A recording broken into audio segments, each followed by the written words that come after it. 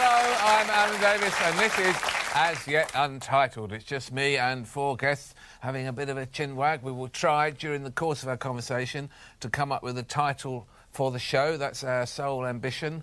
And actually, it's proving, so far this series, harder than you might think. Please will you welcome my four guests. Thank you very much.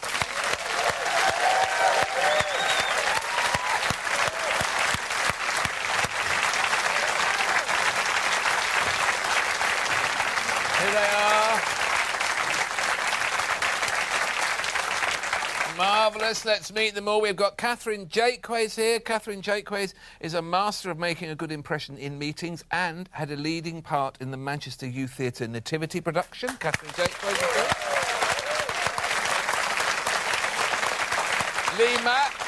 Fantastic to have Lee Mack here. Lee Mack, who went out of his way to ignore Stevie Wonder and is still sorry about that wing mirror on the Ford Anglia. Lee Mack is with us.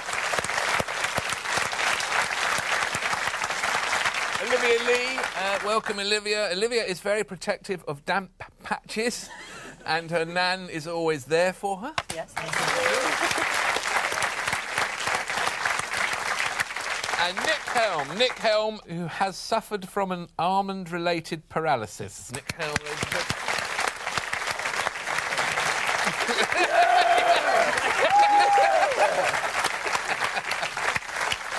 I'm sorry about the way I said damp pat. You really enjoyed saying it, didn't you? Well, I sort of went for their first P. Because it's adjoining P's, aren't they? And that's quite hard to say. It's quite rare. I genuinely thought you were explaining why she's got damp patches. And you were going, well, I went for the first P and I missed your toilet. And she's got adjoining peas all over her trousers. Are these seats waterproof? That hasn't been tested. But, well, you know, I think everyone's looking at me with rather strange eyes, thinking she protects damp patches. Is there? Because I had to say protective of damp patches. Yeah, lots of peas, isn't it? You couldn't do that if you were a ventriloquist. I couldn't. It I been can't do impossible. ventriloquism. No, Can't can't even even say that. No. Do you know what? I can't help thinking if you're a ventriloquist and your catchphrase is protective of damp patches. You're on for a loser. You've not properly established the genre. You've only got yourself to blame. You're not fully bought into what it's about. But sort of an incontinent dummy might be quite a good act. Actually, that would be good, wouldn't it? Actually, if you couldn't it would do if they're it... sitting on your lap. Every now and then you go, oh, come on! I might write that down. I think that's a really good idea. Make a note of that. Incontinent dummy might be the title. We might have cracked it. It'd be a real... We could actually leave. It'd be a really edge, wouldn't it, to have the dummy sort of going... You know, it's always someone on the front row, innit? I don't like the way she's looking at me on the front row, and then to just say, I think I'm going to piss on him. I've done it again. I could see that on Britain's Got Talent. Just at home. I can see that, yeah. Just in front of the mirror and go, I'll shut myself. Shut myself. Well, of course you would. It's harder to say piss than shit as a ventriloquist, isn't it? Because you I can't... would assume so. So you would actually go... He'd probably realise that. He'd go, I'll have you shitting yourself. I think it's easier to say shit yourself. Soiled? Shit yourself. Soiled would be OK. I made a mess. Soiled. I think soiled is worse than Made a mess. That's the polite I'm way of going saying to... it. Oh, mess are hard, though, aren't Made a they? mess. Can't say made him. I made a mess. If your dummy had, like, gaffer tape over its mouth, then it could be like... like you were like... So the whole act is... The whole act is that you've kidnapped the dummy kidnapped. and he's tied to a chair. He doesn't even need to move. He shits It's himself. fine. And he shits himself. Quite patient to be a ventriloquist, though. It's one of those... It's like being a magician. Like, how much time do you have to spend on your own in a room? Loads. Like, just go... Loads, but I'd spend a lot of time on my own in a room anyway. What so do you... Oh, really? Might as well be getting a Trying career to be a out of it. ventriloquist. Yeah. Have you got any additional skills? No. I mean, I can't believe I'm here. I've got very far and very little. Do you not like people? Did you used to be terrible at job interviews? Yeah, I'm terrible at job interviews. Why? Is there a job on offer? This is a job interview. I tell you, yeah, no, I did. I had a job interview at the Lyric Theatre, and my dad's one of them people that has got like no end of belief in me. He used to cut out job interviews for stuff, and he suggested that I go for a job interview at the Lyric Theatre as head of education. But I'd been going through a really bad breakup at the time, and I was I'd hit rock bottom basically as a human being, and I went in for this interview, and I was wearing my dad's trousers because I And it's like every time I looked at my Outside in dad... the car in his pants. Every time I looked at... Go on, son! Come on, Nick. I've got no end of belief in you! And, but like every Were time you the my same dad... size? Please tell me you were the same size. He's significantly shorter than me, right? Oh, no. Those lucky pants. But every time you'd see him leave the house, you'd go, you're not going out wearing that, are you? And then I just panicked and I ended up wearing his clothes, do you know, which I already knew on record were the worst clothes ever. And I went in and basically they just said, why do you want the job? And I was just like, I don't know why.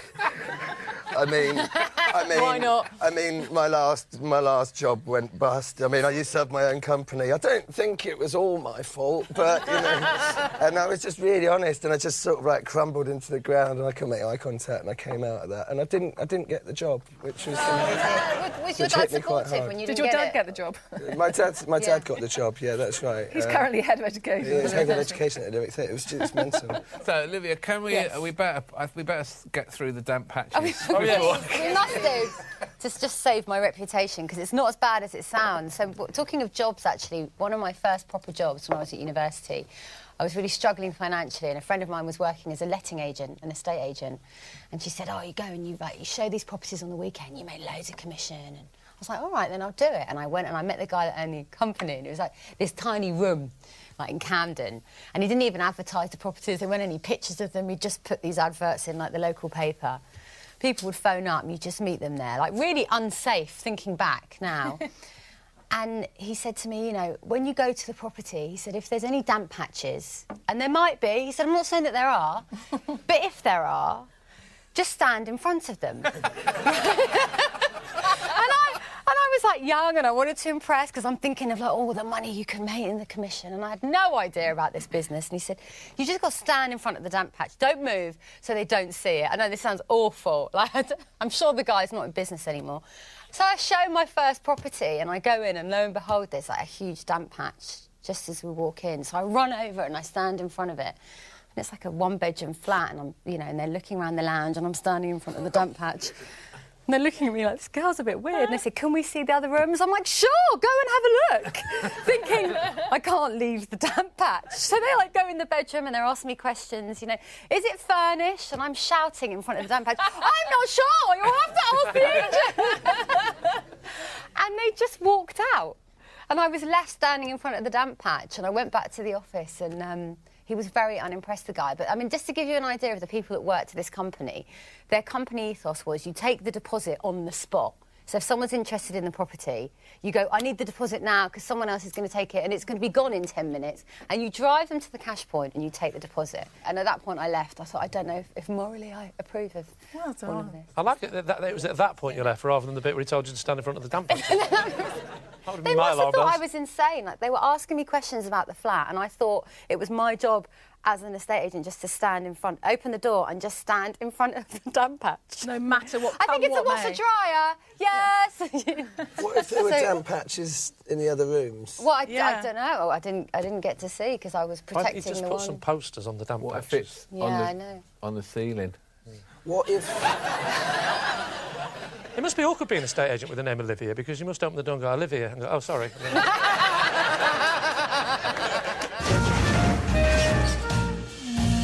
To see the rest of that wonderful episode, you can watch it now on UK TV Play. You can also continue listening for a few choice stories that didn't quite make the show. My mum would hoard everything, right? Hoard. And she used to...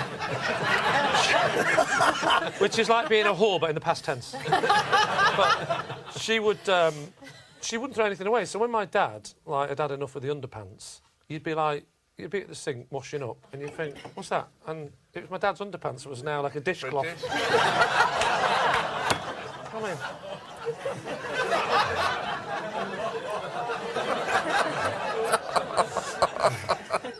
It keeps smearing up the glasses. What's going on? Horrible. You can't use underpants. Alan, I said it every day for 20 years. It got me nowhere. You cannot use. But every time you go in the dish, you go, oh, for God's sakes, that's pants. Dusters. But you can. Yeah, I was going to say you can use them as a duster. So it's. I don't You think said it's that like it's normal awful. to use your dad's underpants.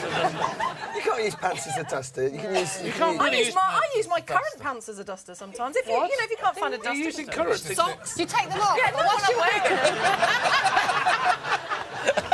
Give me around the sink. The sink's clean with my hands. Dragging yourself across the linoleum. My first audition when I came out of drama school, when I knew nothing, and when you come out of drama school and you think, oh, I've been to drama school, I'm going to immediately be I've got Kate these. Winslet. One of those is coming out any day now. This is going to get me everywhere. You've got a sign in one hand, your boob out. I've got a passport. It's insane. Yeah, exactly. I won't take both out for the job, just the one. This is a one-tip meeting. One for the interview, one for the promotion. Before I say about the money to mention thing, to put into perspective how little I knew, when I was at drama school for a year, been at university and then I went to drama school for a year, and I heard when I was at drama school that there was a film being made of Captain Corelli's Mandolin, which I had read, and I'd also been to Greece. So You were shoo-in for the lead. Exactly. I literally thought, I was about to leave drama school, I've got brown hair. And I literally rang up director inquiries, because this is pre-Google, and asked for the... hi, yeah, could I have the number for Miramax, please? Because I heard that Miramax were making this film. And so presumably got the number of some sort of office block and some receptionist. And literally rang up and said, oh, hi, yeah, my name's Katherine Jakeways, and I'm just about to leave drama school, and I wondered if I could speak to someone about being auditioned to play the part of Pelagia in Captain Corelli's Mandolin. Literally to a receptionist. And the part that eventually went to Penelope Cruz. Not someone from Peterborough who'd once been to Greece and had brown hair. But I literally... She just rung up 5 minutes before. You're so she was unlucky. standing in another corner. Yeah. So that's just to put into perspective how little I knew about how things worked. And I went, the first audition I went to, I turned up, I didn't know anything about it. Did you get an audition from that? Bullshit, I got an audition. They were like, Katherine Jakeways, you give us your number, yeah, we'll just rip that up and put that in the bin. I mean, they must have laughed about it for about... Do you know, I like that. I like my dad did that. My dad, who did a bit of amateur dramatics, but that's all he'd done. Yeah. When Leslie Grantham left EastEnders, he applied for the job to him. run the Queen Vic because he'd ran a pub for 12 years. He did.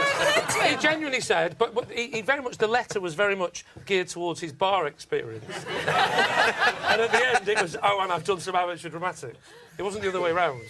That was a bonus. And not only that, not only can I clean the pipes, right, I also can do a bit of I've learnt acting. lines in the past. But that's how you feel So, when you don't... probably how Leslie Grantham got the job. You think anything, you I just used to be think- in a girl band. I can't sing, but I remember That's just after. I mean, that is not really... part No, of but it. really can't sing. But this is, at the time, how little you needed to be able to sing, is that I'd go to all these auditions in the stage magazine and, like, people would sit there and laugh and I would keep going. Yeah, that's the sort of... And I got a part in a girl band, but they gave me the sexy talking. You know, I go to the club. And then I left the club. Keep going, keep Oh, going. And then my God. I did a week in the club.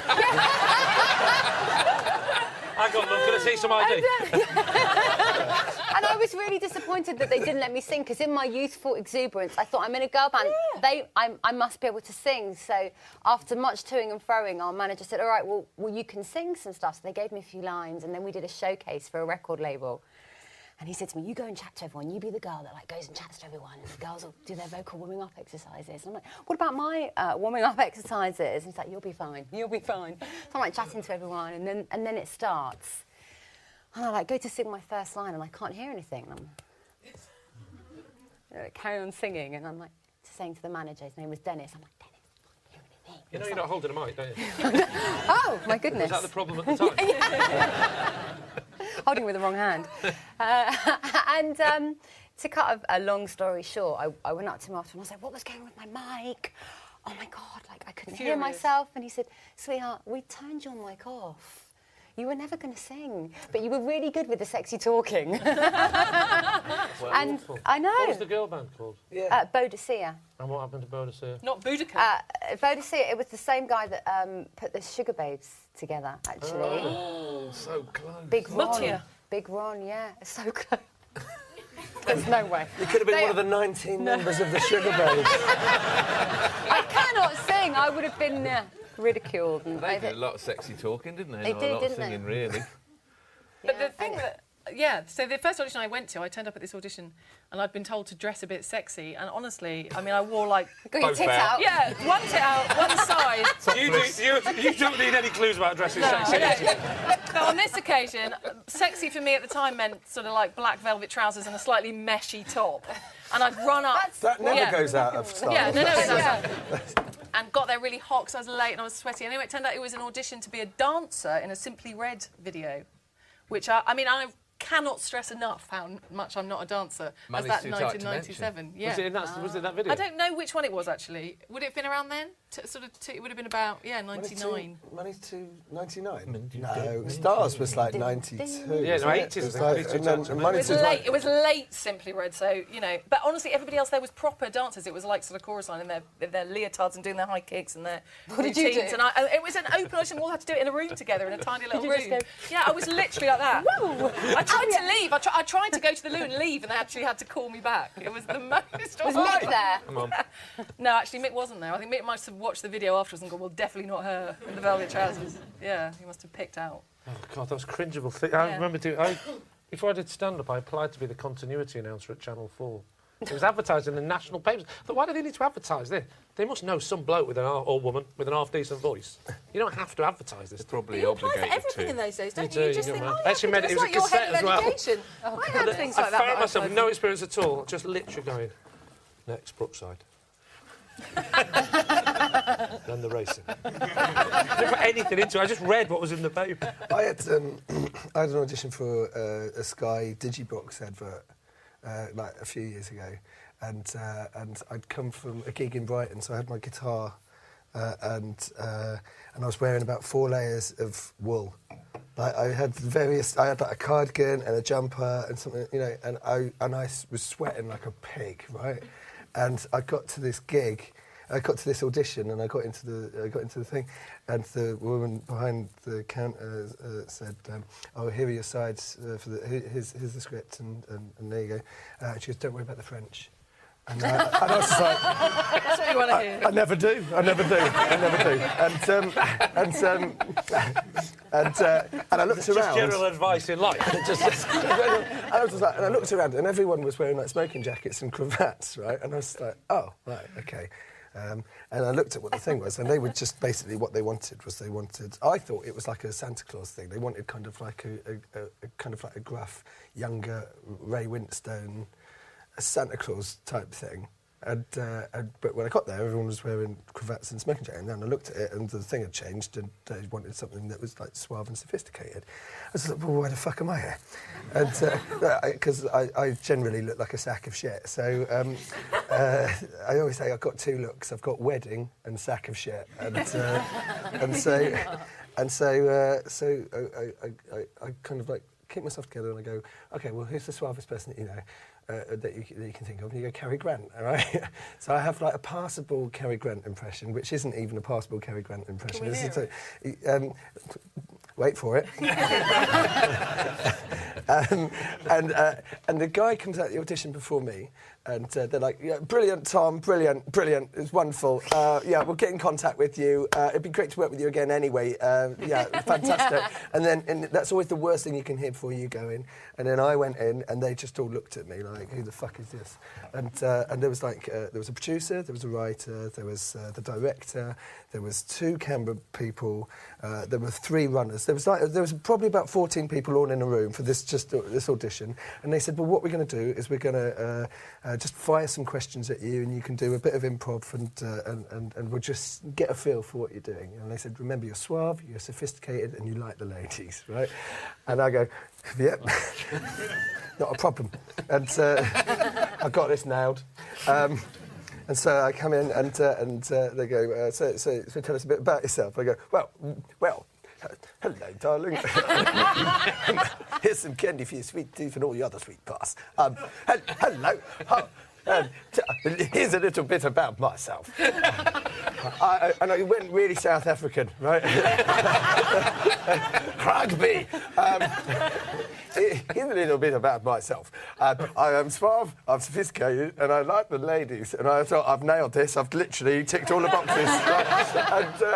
And they go, tell us a bit about your hobbies. And I go, I like to play cricket, and I also like to play polo. But when I play cricket, I try and get bowled out early so I can spend more time with the ladies. Smashing the fuck out of this. And they say, and what do you like to do with the ladies? And I went, fingering mainly. Get out. Get the phone. Let's phone Tom up and get him back in. Literally, they all just stared at me like I was the most disgusting thing they'd ever seen. Like, I just shat in their handbags. Do you know what I mean? It was just like... Weirdly, the oddest word of that sentence is mainly, isn't it? If you'd have got fingering, at least you'd have been very exact about what you wanted. But fingering mainly suggests other darker areas that we don't know about. Fingering mainly, but wait, there's more. Maybe that's why they just stared at me. They were waiting for the rest. Start. So let me tell you about the makeup. Fingering mainly. And then anal. Oh, fuck off! It was the next logical progression, wasn't it?